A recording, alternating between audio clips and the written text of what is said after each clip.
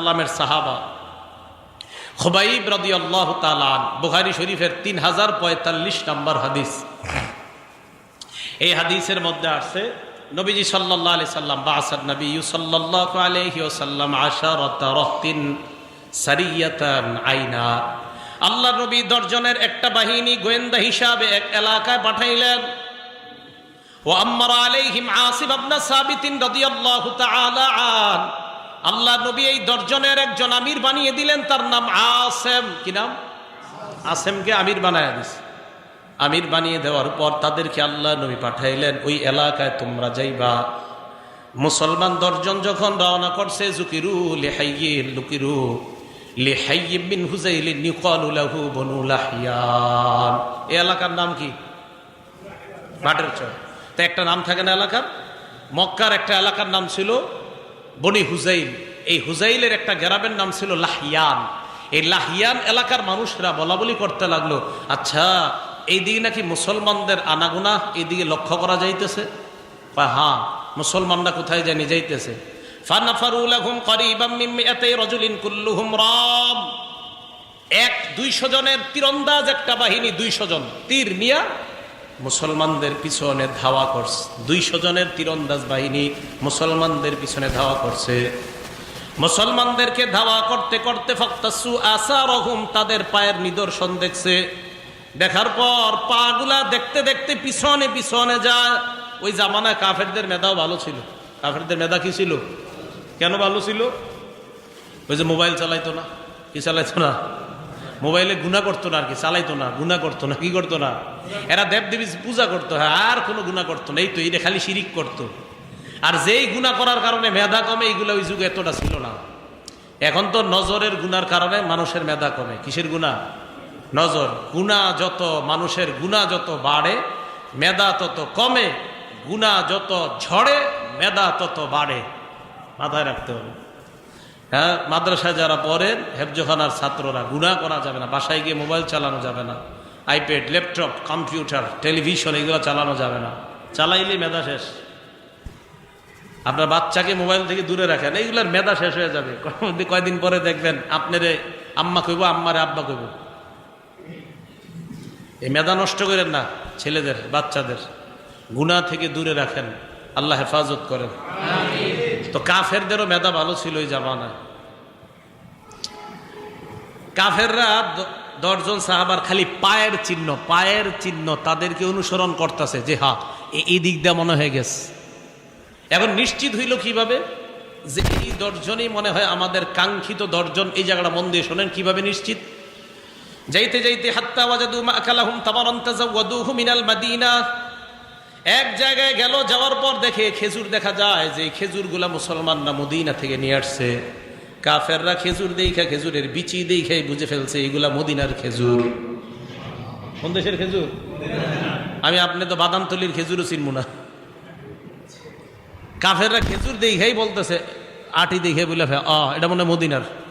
মানে এরা খেজুর দেখে নিশ্চিত হয়ে যায় এটা মদিনার না ইয়ামানের নাকি অমুক দেশের খেজুর দেখে কয় নিশ্চিত এইদিকে মুসলমানরা আসছে, এই যে মদিনার খেজুর। নিশ্চিত হওয়ার পর ওই রাস্তা তারা অবলম্বন করতে লাগলেন। মুসলমানদের লিডার আসিব ইবনে সাবিত বুঝতে পারলেন বেঈমানরা আমাদের সন্ধান পেয়ে গেছে, কি করা যায়। ফালাজাউ ইলা ফাদফাদ, মুসলমানরা উঁচু একটা জায়গার মধ্যে উঠছে। এই হাদিসটাও আমি প্রায় সময় পড়ি, ওলামা কেরাম যারা আছেন আপনাদের জ্ঞাতার্থে বলি, বুখারীর 3045, এটাও আমি প্রায় সময় পড়ি। এটা পড়ি কেন? এটা পড়ি আর চিন্তা করি, মানে এই হাদিসটা আর ওই যে আগে যেটা বললাম মুসলিম শরীফের 3005 নম্বর হাদিস, এগুলো পড়ি আর ভাবি ইমানের পরীক্ষাটা কত মজবুত ছিল। যে মানে সত্যি সত্যি যদি আমরা এরকম পরীক্ষায় পড়ি আমাদের অবস্থাটা কি হবে, আমি মাঝে মাঝে এই চিন্তা করি। তো ওনারা একদম উপরে উঠছে। ওঠার পর আহাত বিহিমুল কওম, কাফেররা নিচে থেকে তাদেরকে বেষ্টন করে ফেলছে। তীর তাক করছে, তাক করার পর কয় আনজিলুনা, নামো, ওয়া আতুনা বিআইদিকুম, সারেন্ডার করো, লা নাকতুলু মিনকুম আহাদা, আমরা তোমাদের কাউকে হত্যা করব না। দেখেন কি কয়, কাউকে হত্যা করব না। ওয়ালাকুমুল আহদু ওয়াল মিসাক, অঙ্গীকার করলাম একজনকেও আমরা হত্যা করব না, তোমরা নামো।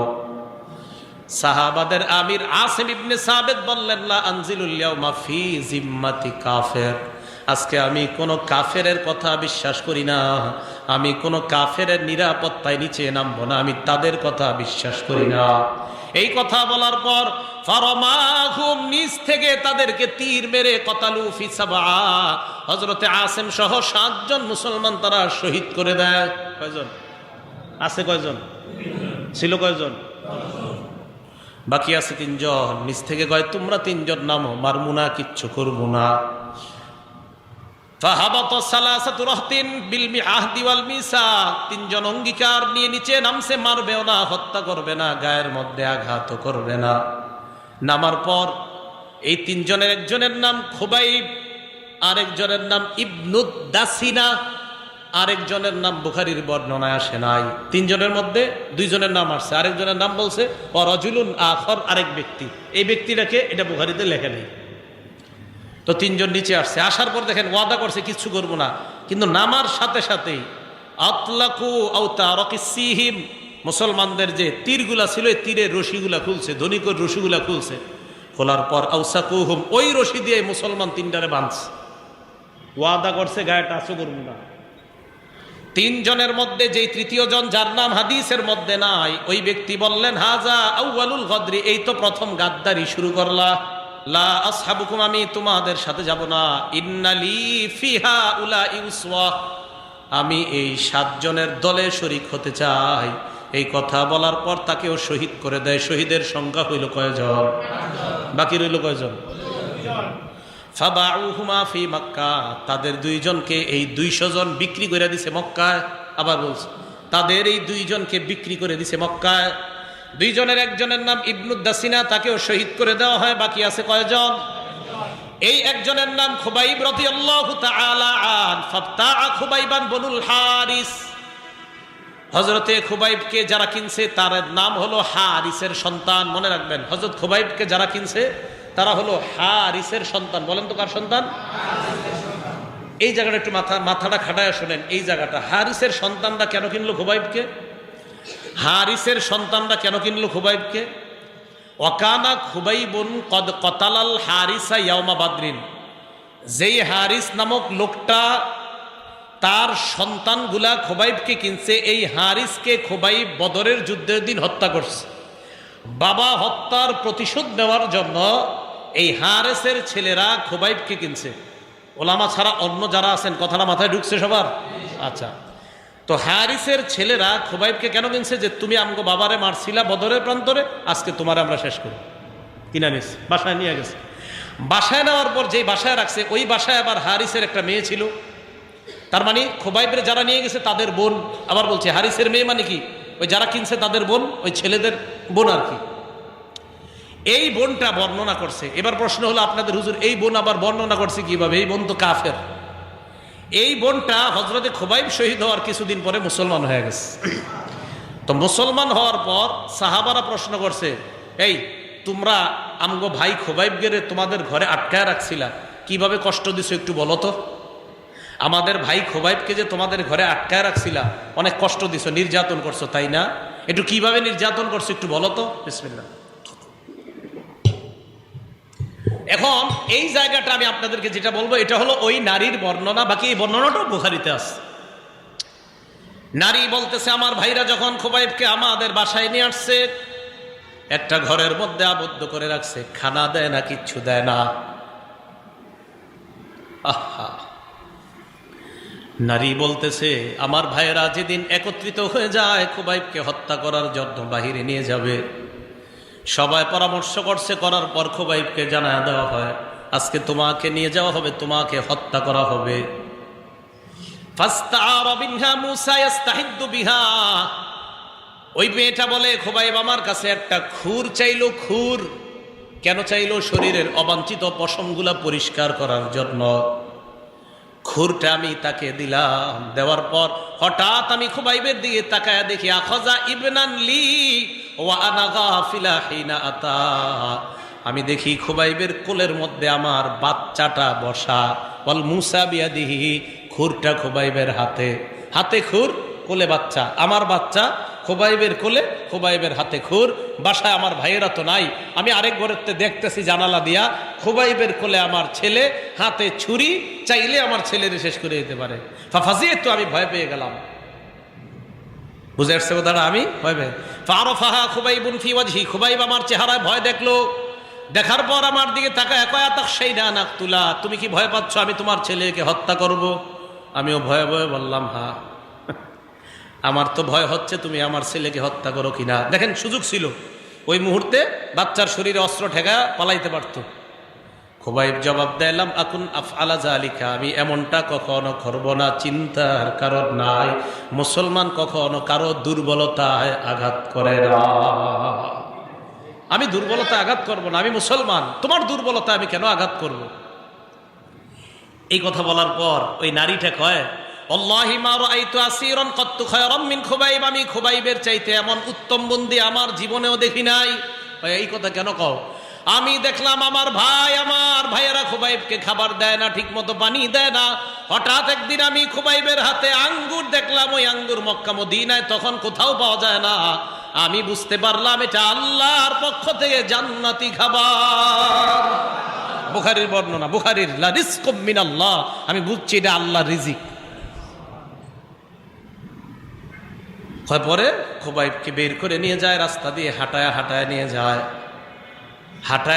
এক জায়গায় যাওয়ার পর দেখে শুলিবিদ্ধ করা হবে হযরতে খুবাইবকে। যেই জায়গায় শুলিবিদ্ধ করা হবে ওই জায়গায় তোলার আগে একজন বেঈমান কয়, তোমার শেষ কোনো চাওয়া আছে কিনা? কয়, হ্যাঁ, উসল্লি রাকাতাইন, আমি 2 রাকাত নামাজ পড়তে চাই।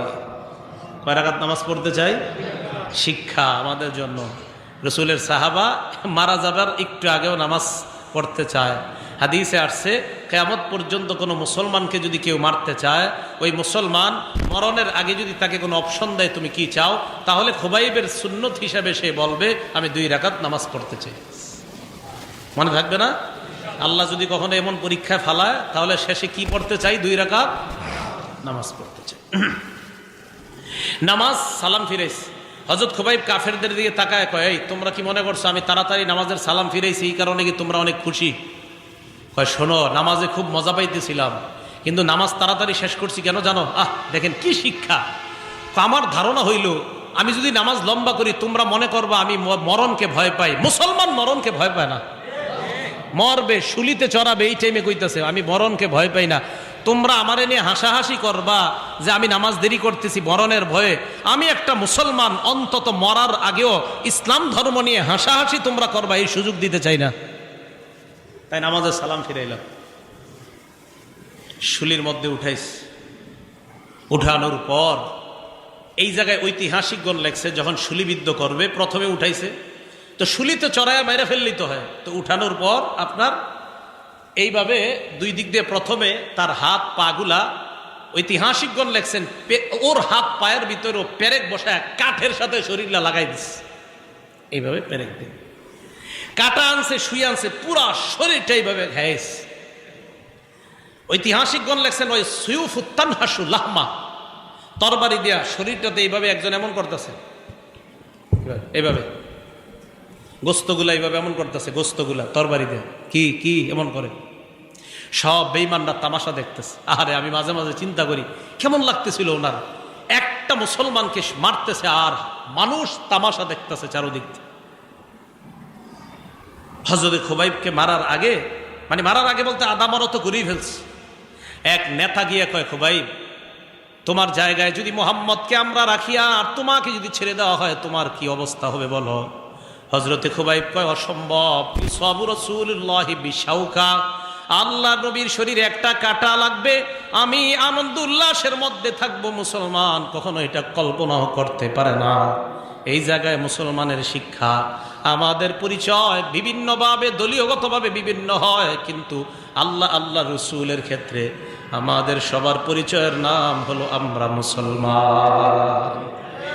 রসুল, আল্লাহ, ইসলাম, এদের ক্ষেত্রে আমাদের মূল পরিচয় কি? আমরা মুসলমান।